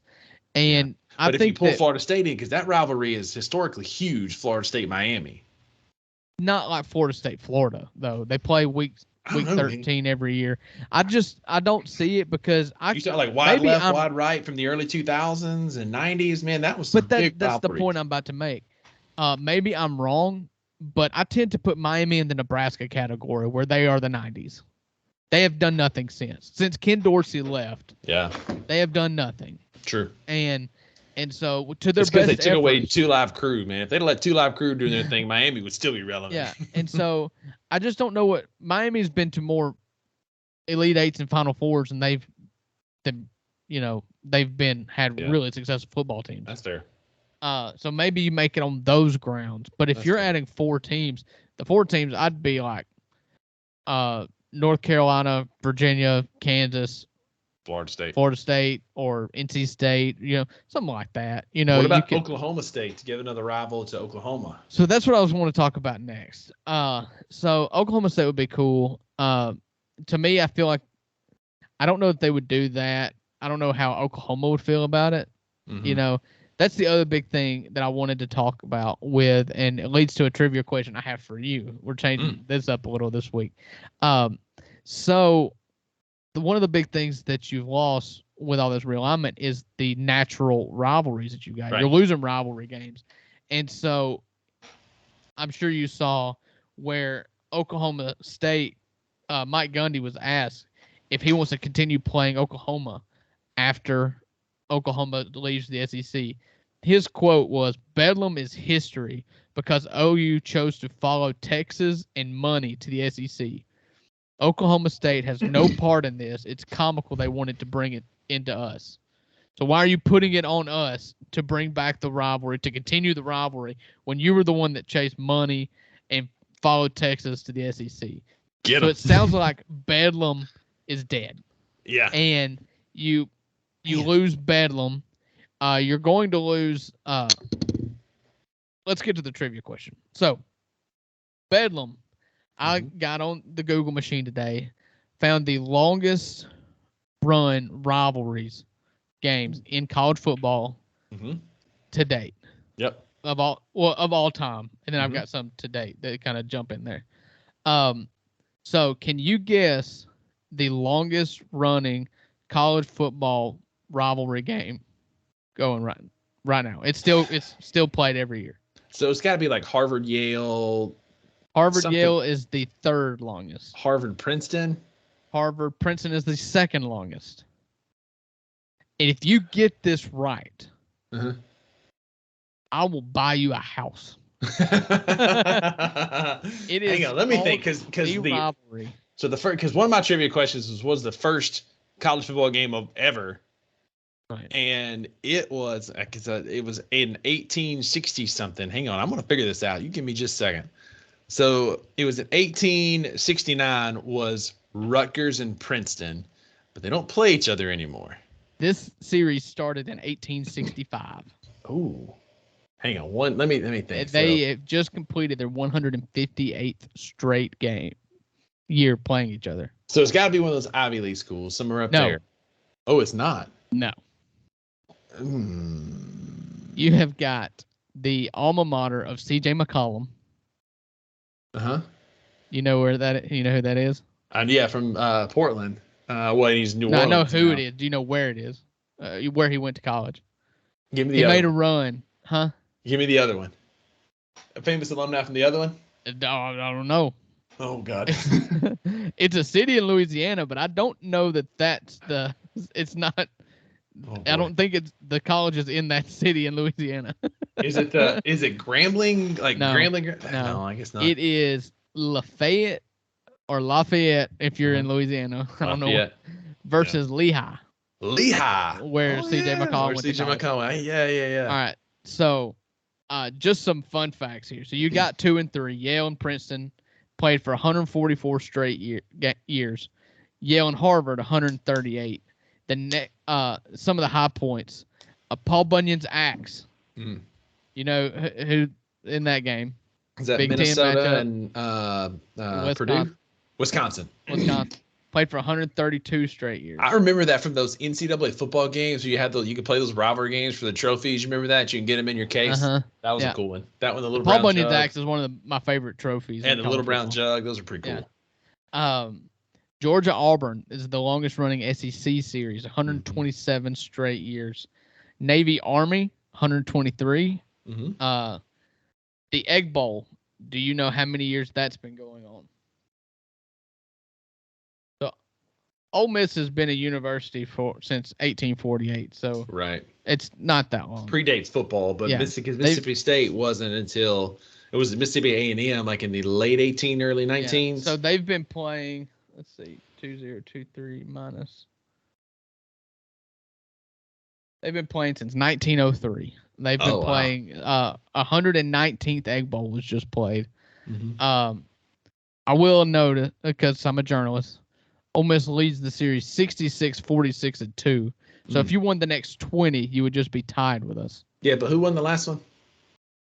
I don't remember. 116. Who won the last College World Series? I mean, we can keep going about who did it last if you want to, but history matters, Rusty. You know, those who don't appreciate history sees it repeated. You know, or something like that. Something like that. or bound to repeat it. Now. Oh, well, 27 World Series, but the last one was in like 2011. Oh, no, but I remember the last time Ole Miss beat State. It was like 2 years ago. Yeah, but still, last year. And then 3 years ago. But it wasn't last year, dadgummit.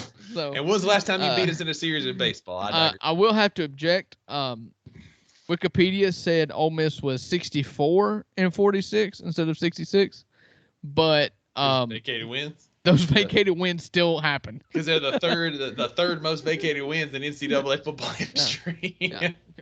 We were paying people before it was cool. y'all were ripping off SMU.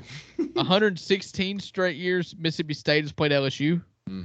111 years LSU has played Ole Miss. And 107 Mississippi State and Alabama.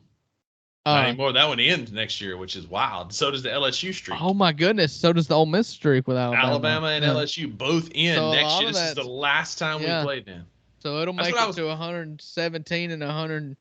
Look back when we talked about SEC and alignment in an episode about 6 or 8 episodes ago. We talked about this, and I was on a soapbox about losing these rivalries. Man, it's been 116 years that Alabama and Mississippi State have lost to Mississippi State. Listen, I ain't mad. I'm telling you what.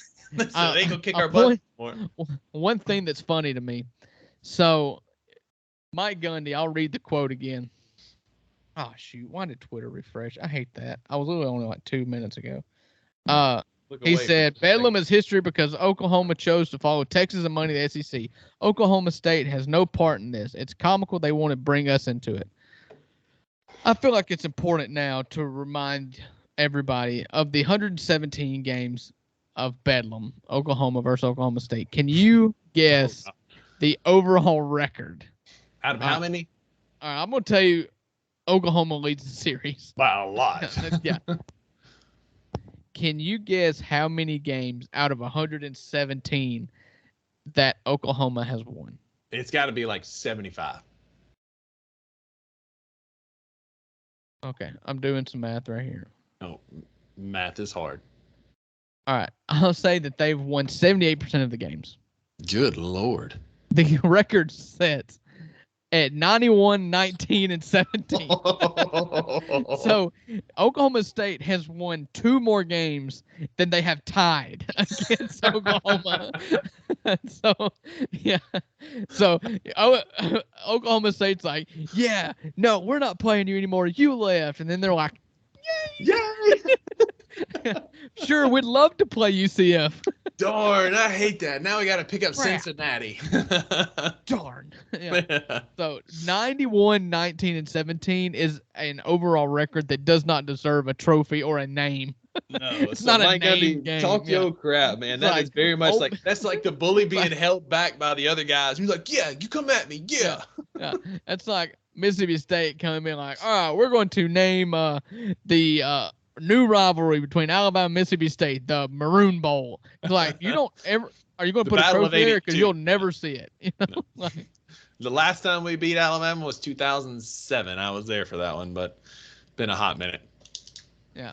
So that's all I've got here. Oklahoma State, you can act offended all you want to. You glad they out. You glad they out. Like I'm upset we're breaking the tradition of playing Alabama, but we ain't got to play Alabama anymore. You're breaking the tradition of losing to Alabama. Tail kick by Nick Saban. Yeah. If it weren't for 14 and 15, Ole Miss would never. I wouldn't have good memories of Alabama, except for that one year that Eli beat them in the driving rain. I was there. He hit Jason Armstead in the corner of the end zone from like the 2-yard line with a minute to go. And a minute to go back in the day was you were toast. I mean, you weren't throwing the ball much. You weren't built to throw the ball. Yeah. And so I remember that game. It's the only time I've seen Ole Miss beat Alabama in person because I missed it October 4th, 2014.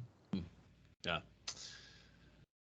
So speaking of football, we'll stick with that. It's not looking pretty for Jonathan Taylor and our friend Patrick Jones' Indianapolis Colts. That relationship is souring quicker than some old fruit, man. That is not looking good right now. Jonathan Taylor has now requested a trade, and Jim Irsay, the GM, came out and said the owner basically came out and said, no, sorry about your luck.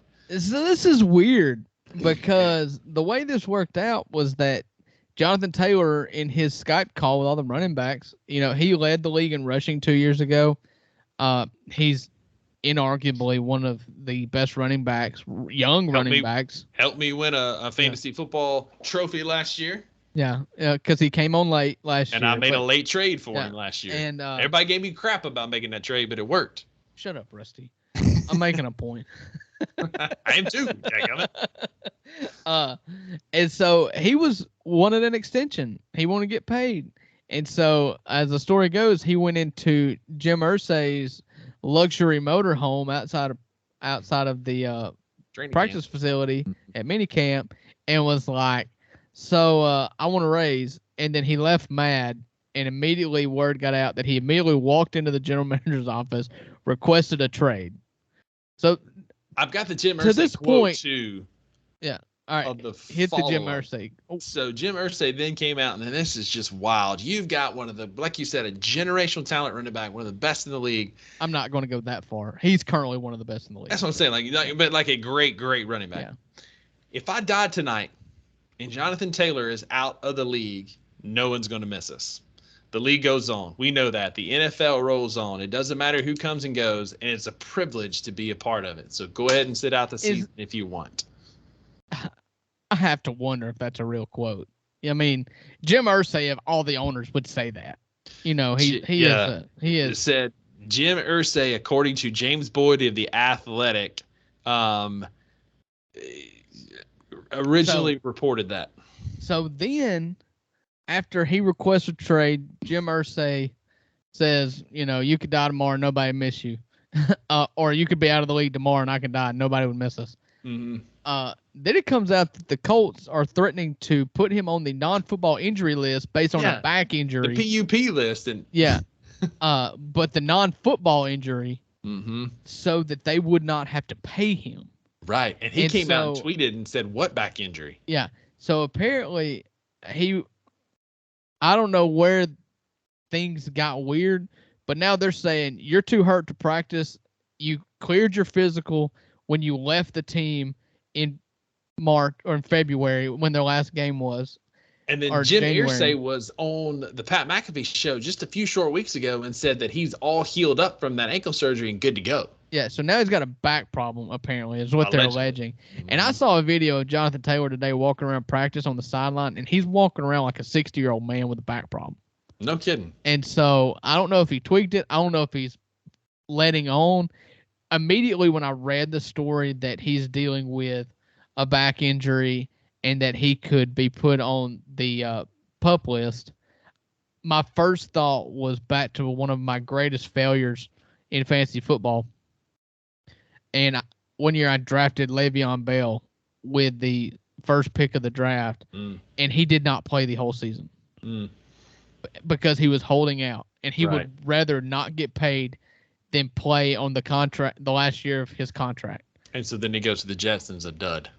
But he went to the Jets and got paid and didn't perform. Right. So it's almost like that's what he's hoping for. But what ended up happening, and it's what's probably killed the running back market to this date, I think you can trace this back to Le'Veon Bell, and not because of Le'Veon Bell, but because James Conner, a rookie late-round pick out of Pittsburgh, went right in and was incredible. Had a great year. And I had him on my I drafted him as a handcuff, and so my team could have been a lot worse. Yeah. But James Conner filling in for Le'Veon Bell, who was holding out for a ton of money as a late-round running back rookie, is probably what is keeping these top-tier running backs from getting the payday that they want today. Between him and Todd Gurley and LaShawn McCoy, there's all these different running backs. The running backs aging out quicker and quicker. You know, right? So it's interesting. I'm curious how this it's going to get more interesting. It's really you've gotten to the point to where it's not about football. It's about pride and whether or not how much you want to get out there and play and how much you're willing to set everything aside. If Irsay is willing to push ego aside, which he's never been shown before, or Jonathan Taylor is willing to put his griefs aside and play it out. Because if not, the Colts, who are probably in the sweepstakes for number one pick anyways, especially without Jonathan Taylor, they may be cool with him not playing, you know? Yeah, 100%. They may let him sit out, and they may try and find these trade destinations. They may find a way to get him out of there, but I don't think that Jonathan Taylor is a as a Colt for very long. I think his days are done, or at least limited in Indianapolis. This is souring quickly. It's not looking good. I don't know that this is going to last, especially with Jim Irsay coming out and making the comments that he did. It's just nothing for relationship building at all, saying that it doesn't matter, the league's going to go on without you. While not wrong, it's not what you want to say when your star running back is trying to get out. So, yeah, it's not looking pretty. But speaking of players that are good at their job, we're going to transition back into our NFL Top 100. Drew, we've counted down from 100 to 71 last week. We got to do a live presentation when they dropped that last 10. So, Drew, starting at number 70 with Mr. Joey Bosa for the LA Chargers, run us through the next 10 that they've released. They've actually got several rounds, but go ahead and cue those up. Yeah, so we're going to hit some of these hard. I'll make some comments every once in a while. Joey Bosa, who is an incredible talent, he is at 70 this year on the list. It actually dropped from 40 last year. Matt Milano, an outside linebacker for the Bills. Zach Martin, another holdout from Dallas Cowboys camp, an offensive lineman that's holding out for more money. He's at 68.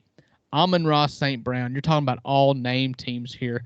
Amon-Ra and Equanimous St. Brown. The St. Brown brothers are they are the Manning family of football names. Amon-Ra and Equanimous.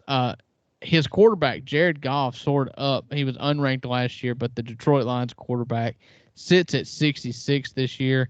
Rusty's boy, Mississippi State alum, Darius Slay coming in at 65. Aaron Jones, the Packers running back, at 64.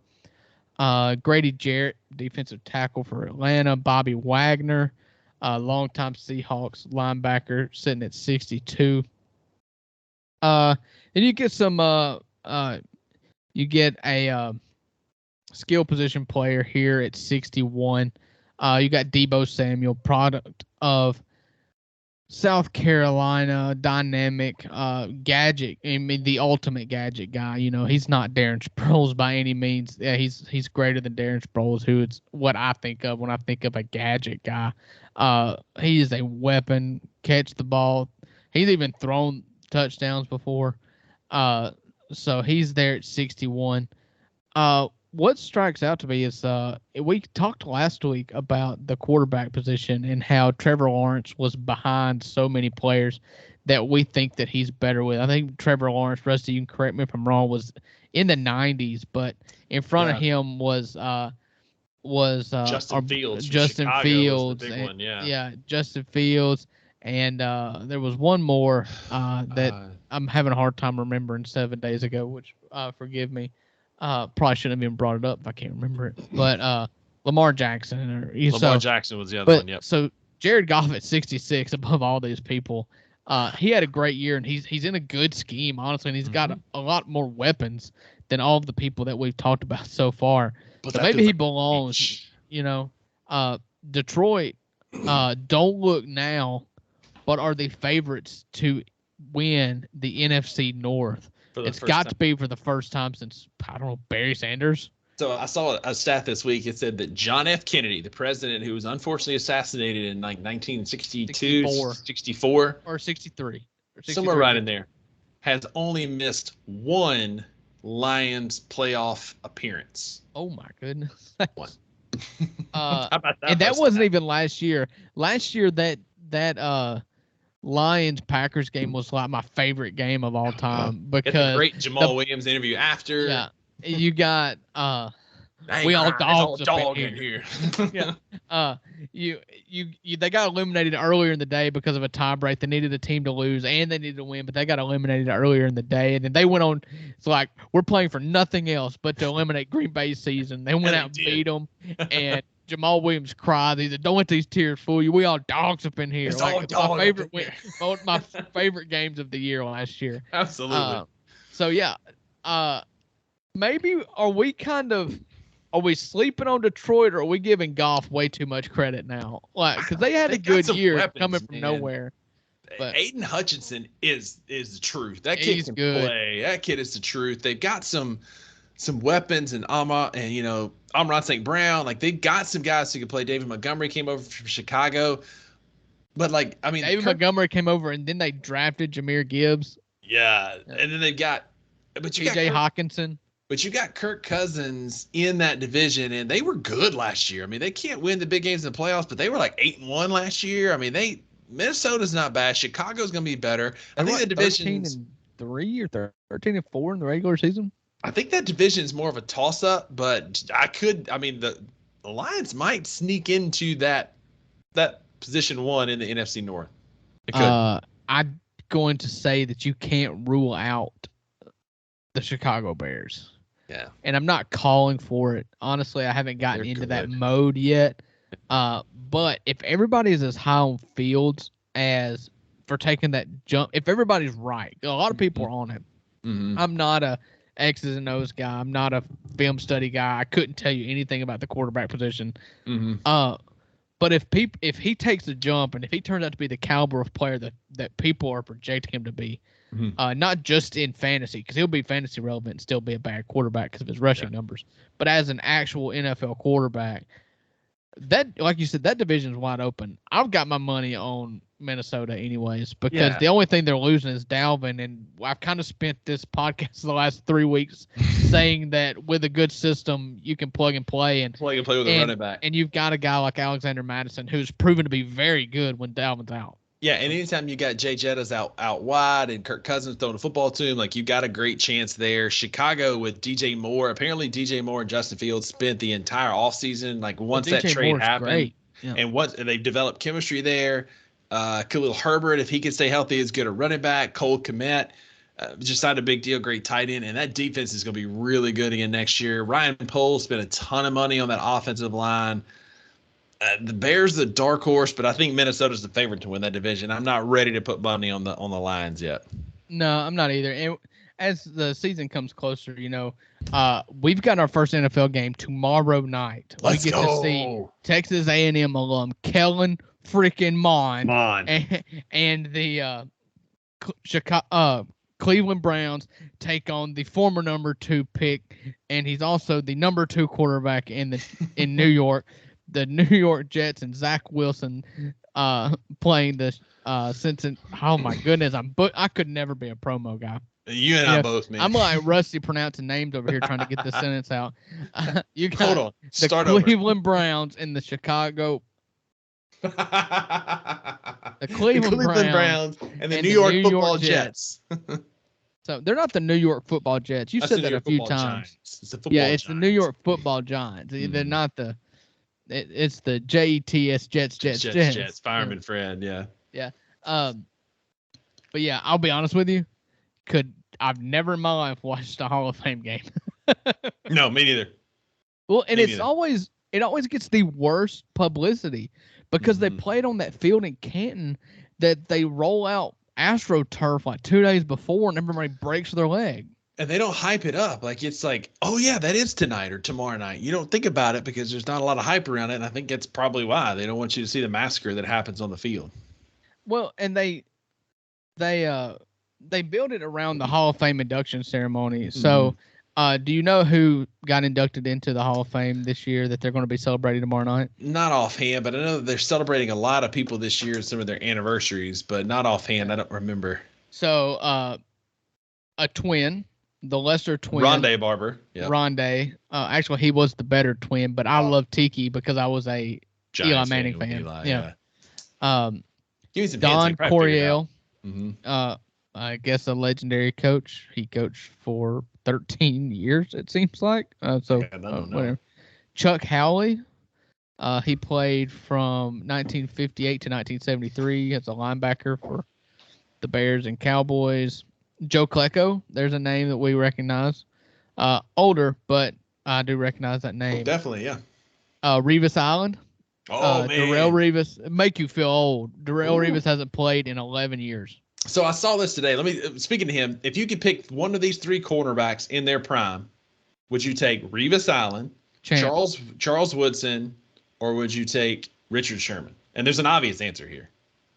Oh, I was going to say Champ Bailey, but these were the 3 that I saw on Instagram earlier today. Revis Island, Darrelle Revis, Charles Woodson, or Richard Sherman. Which of those 3 would you take? Probably Revis. Revis was around for he was so different. long. And in his prime, he had was the longevity. Different. And he shut down the likes of Ocho Cinco and Calvin Johnson and Randy Moss. And Revis Island was a real thing. Sherman had big moments.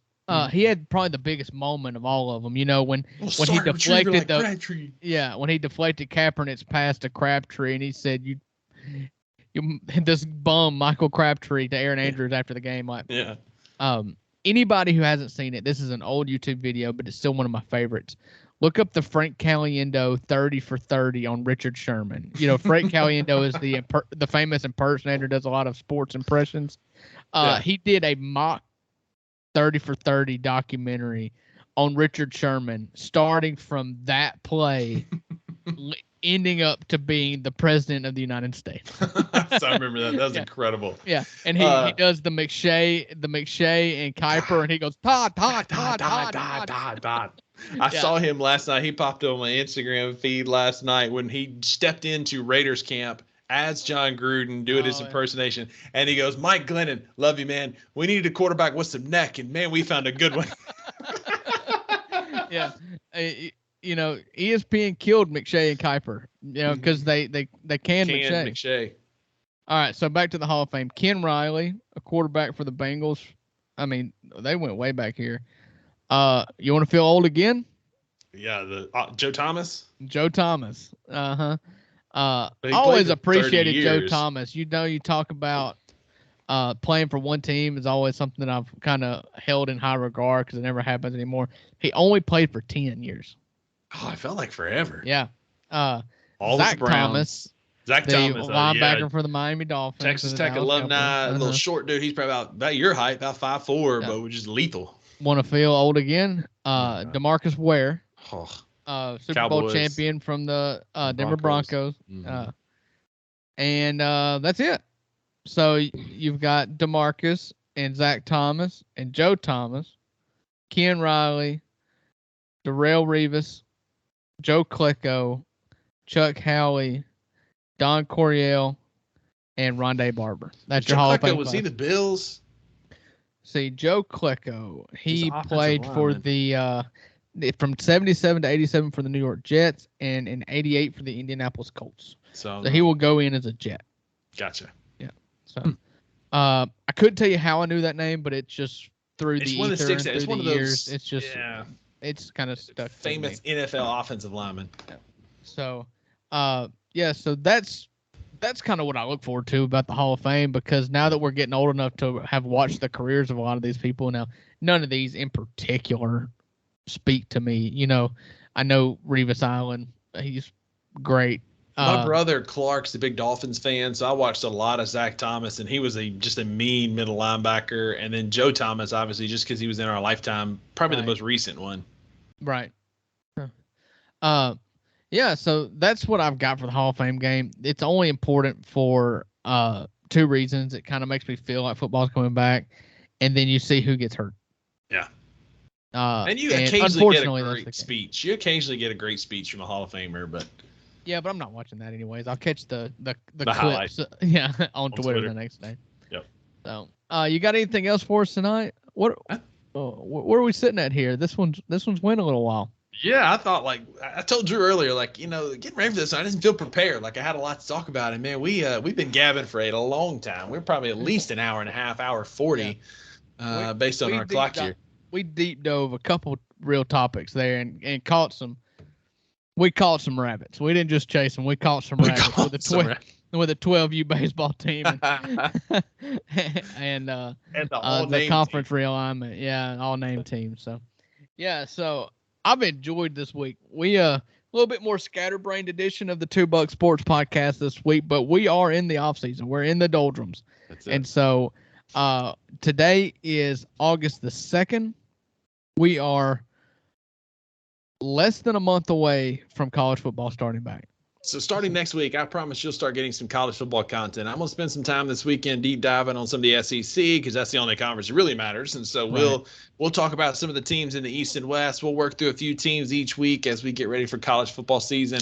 I think we've got some pretty cool guests coming up too that'll be on the podcast. Going to go ahead and tease that one. We won't say who just yet, but we got some pretty cool guests I think y'all will enjoy. But the main thing is we're going to talk college football for the next few weeks, gearing up for that opening weekend. And Drew, I cannot wait for football to be back.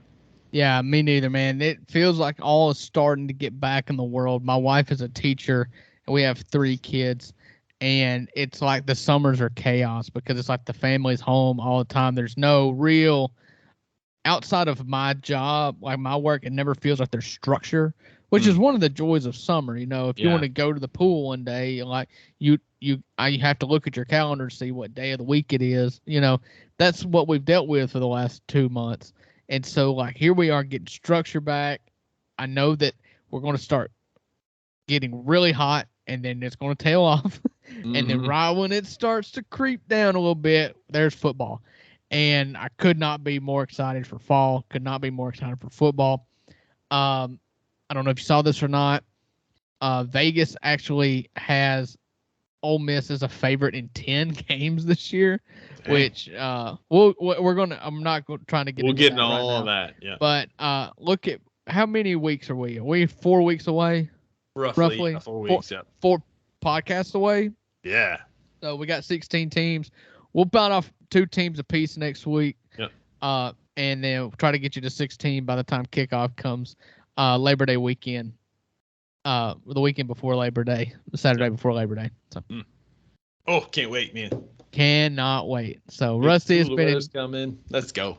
It has been a fun night and a longer than usual podcast, but you know, time flies when you're having fun, and we have a good time. If nobody listens to us, we still had a good time entertaining ourselves. So if you want to listen to us, check us out at the $2 Sports Podcast. It's on Spotify, it's on Google Play, it's on Apple, it's on YouTube. Search us $2 Sports Pod. Check our channel out. Give us likes. Give us comments. Interact with us on Instagram if you have any questions, concerns, or anything else you want us to talk about. We'll be glad to take any and all recommendations into consideration. And I promise you, I'll just go ahead and put this out without Rusty's permission. If you've got something you want us to discuss, we'll discuss it. That's where we're at right now. 100%. So just hit us with any little thing you've got. You want us to solve a marital discourse, we'll do it. Yeah. If you want us to Drew might be better at that than me, but we'll figure it out. if you want us to pick the stocks you want to invest your 401k in, let us know. If you trust us, we'll pick them. That's it. You won't like our strategy because I'm going to go based on something out of this world. You can't get mad because it's not professional advice. You asked for it from 2 knuckleheads, so that's what you get. So you know where to find us on Twitter, Instagram, the number $2 Sports Podcast. Keep listening to us. Keep talking to us. We enjoy to hear the feedback. Rusty, if you ain't got anything else for them today, I have enjoyed it. That's it, man. Have a good week, guys. We'll see y'all back here next week for our latest jam-packed episode. Enjoyed it, buddy. See you guys. See ya.